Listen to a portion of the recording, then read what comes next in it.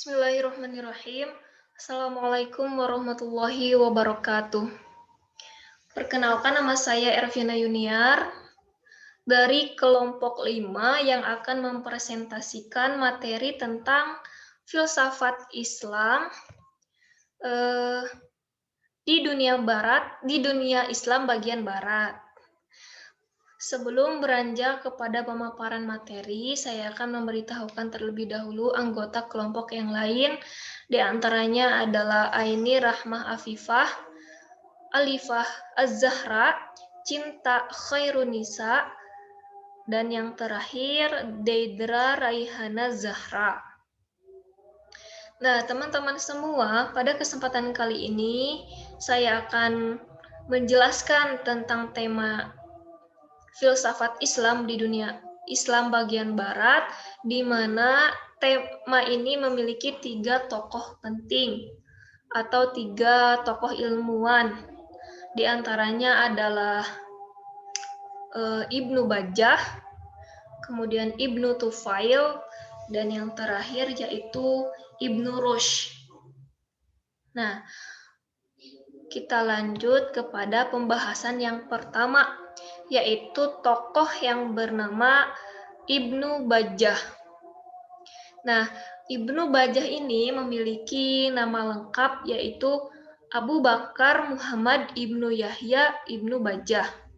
Beliau ini lahir di Saragossa pada perempatan akhir tahun 5 Hijriah. Kemudian beliau wafat di Maroko pada tahun 533 Hijriah atau 1338 Masehi. Beliau ini merupakan orang yang berpengetahuan luas, kemudian mahir dalam berbagai ilmu. Nah, salah satu karyanya yaitu ulasan terhadap buku-buku filsafat dari Aristoteles dan Al-Farabi dan lain-lain. Salah satunya yaitu buku tentang Risalah Al-Wadhu dan Tadbir Al-Mutawahhid. Nah, itu sekilas tentang riwayat dan karyanya. Kemudian poin yang selanjutnya tentang perbuatan manusia. Nah, menurut Ibnu Bajjah ini, perbuatan manusia itu dibagi menjadi 2 bagian. Yang pertama perbuatan hewani dan yang kedua perbuatan manusiawi. Nah, perbuatan hewani ini dilakukan berdasarkan insting. Kemudian kalau perbuatan manusiawi itu perbuatan yang berdasarkan pemikiran. Selanjutnya, poin tentang Tuhan sumber pengetahuan. Jadi, menurut Ibnu Bajjah ini, ketika kita menjadikan Tuhan sebagai sumber pengetahuan, maka dia atau kita akan memiliki 3 karakteristik. Yang pertama yaitu membuat lidah kita selalu mengingat dan memuliakan Tuhan. Yang kedua, membuat organ-organ tubuh kita sesuai dengan wawasan hati atau wawasan ilmu.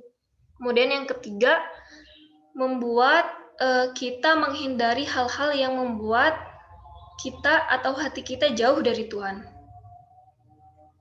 Nah, kemudian poin selanjutnya yaitu filsafat politik. Nah, Ibnu Bajjah ini pernah menulis tulisan tentang dewan atau kenegaraan atau kepemerintahan yang di mana isinya ia menerima pemikiran dari Al-Farabi tentang negara yang sempurna dan tidak sempurna. Nah, dan untuk yang terakhir yaitu tentang filsuf dan nabi. Jadi menurut Ibnu Bajjah ini, seorang filsuf dan nabi ini memiliki sebuah keistimewaan masing-masing, di mana keduanya ini memiliki tujuan yang sama, yaitu mencari kebenaran dan kebaikan, namun memiliki perbedaan, di mana seorang filsuf itu hanya menggunakan akal, sedangkan Nabi tidak hanya menggunakan akal saja, melainkan melibatkan wahyu yang ia terima. Kemudian selanjutnya kita akan membahas tentang tokoh ilmuwan yang kedua, yaitu Ibnu Tufail. Ibnu Tufail ini kita bahas satu persatu dulu. Yang pertama tentang riwayat hidup dan karya-karyanya. Nah, beliau ini lahir pada tahun 6 Hijriah atau 12 Masehi di negara Spanyol. Beliau ini dikenal juga sebagai seorang dokter, filosof, ahli matematika, sekaligus seorang penyair. Namun ternyata karyanya tidak begitu dikenal oleh banyak orang. Tidak seperti Ibnu Bajjah. Salah satu karyanya yaitu bernama Hai Ibnu Yaqzam. Seperti yang terlihat di bagian B, di mana itu adalah sebuah novel yang menjelaskan tentang aktualisasi jiwa dalam tingkatan pengetahuan. Nah, selanjutnya kita akan membahas tentang doktrin-doktrin yang disebarkan oleh ilmuwan yang bernama Ibnu Tufail. Di sini ada 4 poin ya. Yang pertama tentang doktrin tentang dunia. Jadi Ibnu Tufail ini tidak menerima pandangan tentang kekekalan atau penciptaan sementara dunia. Jadi pada intinya beliau menjelaskan bahwa nalar manusia itu ada batasnya. Kemudian yang kedua, doktrin tentang Tuhan. Doktrin tentang Tuhan ini menjelaskan bahwa Tuhan itu adalah, ya intinya berkaitan juga dengan penciptaan dunia yang tadi. Ketika ada dunia yang diciptakan, otomatis maka akan ada Tuhan yang menciptakan, di mana Tuhan itu adalah seorang pencipta. Begitulah pemikiran filsafat Ibnu Tufail tentang Tuhan. Nah, kemudian pemikiran doktrin yang ketiga tentang kosmologi cahaya atau proses pemantulan. Nah, di sini Ibnu Tufail menjelaskan bahwa kosmologi cahaya itu atau proses pemantulan contohnya dari matahari ke cermin itu berbeda dari wujud dan prosesnya.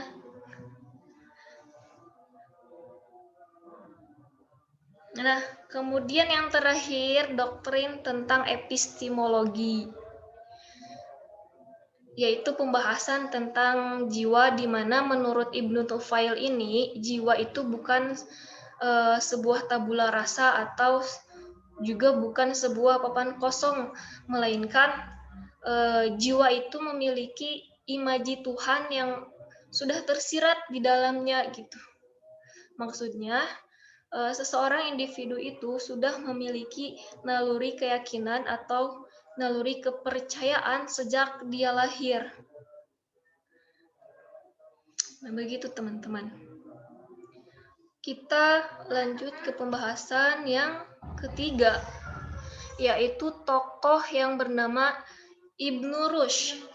Nah, kita bahas tentang riwayat dan karyanya terlebih dahulu.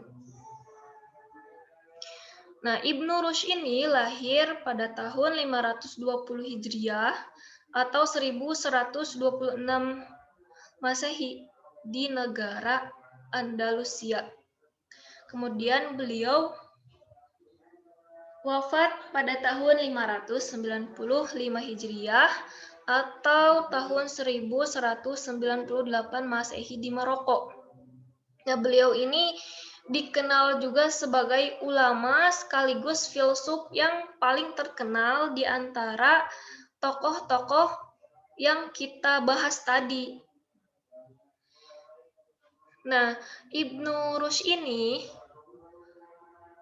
sangat memurnikan kembali ajaran Aristoteles.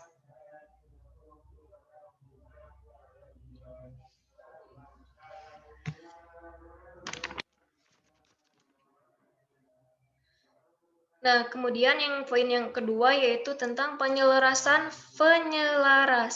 filsafat dan agama. Jadi, maksud penyelarasan filsafat dan agama menurut Ibnu Rushd ini adalah bahwa filsafat dan agama itu tidak bertentangan. Artinya, bisa disamaratakan dengan dua saudara kembar yang tidak bisa dipisahkan. Jadi, saling mempengaruhi satu sama lain. Kemudian yang selanjutnya tentang kadimnya alam. Jadi menurut Ibnu Rushd ini, alam itu ada sejak zaman ajali. Namun kekadiman alam tidak sederajat dengan kekadiman Tuhan. Meskipun sama-sama kadim, tapi beda gitu. Kemudian poin yang keempat yaitu akal merdeka. Jadi akal merdeka di sini maksudnya sehubungan dengan pendirian di atas yaitu falsafah dan agama, maka Ibnu Rushd menarik suatu kesimpulan yang tegas adanya pendirian yang ketiga ialah akal merdeka, di mana prinsip pokoknya adalah yang pertama, sumber segala akal manusia bersifat satu dan universal. Yang kedua, akal manusia terdiri dari akal yang aktif di atas. Dan yang ketiga, akal dan jiwa manusia adalah satu, bersifat universal dan abadi. Yang keempat, akal manusia ada yang pemikiran yang praktis dan ada yang bersifat teoritis, yang memandang segala sesuatu dengan ilmu pengetahuan. Dan yang terakhir, berdiri di atas segala-galanya, sedang agama dan wahyu, Tuhan adalah penyempurnaan bagi akal. Itu akal merdeka menurut Ibnu Rushd. Nah, pembahasan yang selanjutnya tentang pengetahuan menurut Ibnu Rushd, yaitu di mana beliau menjelaskan bahwa pengetahuan Tuhan itu tentang hal-hal partikular yang berbeda dengan pengetahuan manusia, di mana Tuhan itu mengambil bentuk sebab, sedangkan manusia itu mengambil bentuk akibat. Jadi manusia diciptakan oleh Tuhan. Kemudian poin yang selanjutnya tentang gambaran akhirat. Nah, menurut Ibnu Rushd ini berpandangan bahwa semua agama percaya bahwa